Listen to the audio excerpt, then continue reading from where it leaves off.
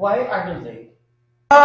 Kasi Huwag ka naman paliwanag. Hindi ka pa naman late. Sakto, dahil ikaw ang last na mapapakilala. thank you po, ma'am.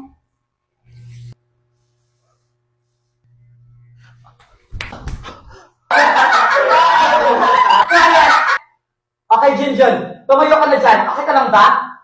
Okay lang po ako, ma'am.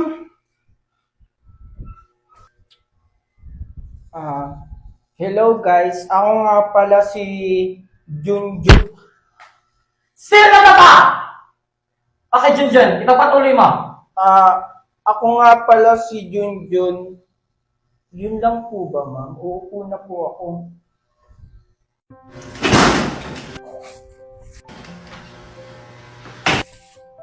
O anak, andyan ka na pala. Kumusta school mo?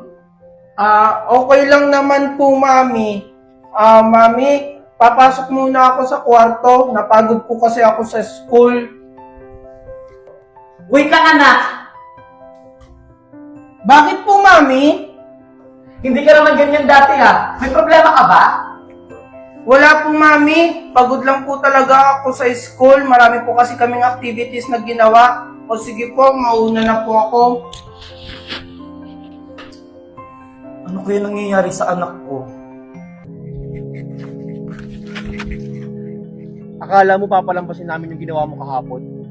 Wala naman akong ginagawang masama sa inyo. Aba, sumasagot ka na! Ito ang tatandaan mo, bawal ka magsiga-sigaan dito. Tandaan mo yan. Hoy, anong ginagawa niyo kay Junjun? Ano, ipagtatanggol mo siya? Eh siya nga yung bumangga sa akin kahapon. Uy, Megan, concerned kay Junjun. Siguro may gusto ka sa kanya, no? Yak! Ew! Ayun pa yung mga bet mo, Megan? Hindi, no? Tinatanong ko lang naman. Hi, Marco. Ang pogi mo talaga ngayon. Siyempre, Valerie. Ako na to eh.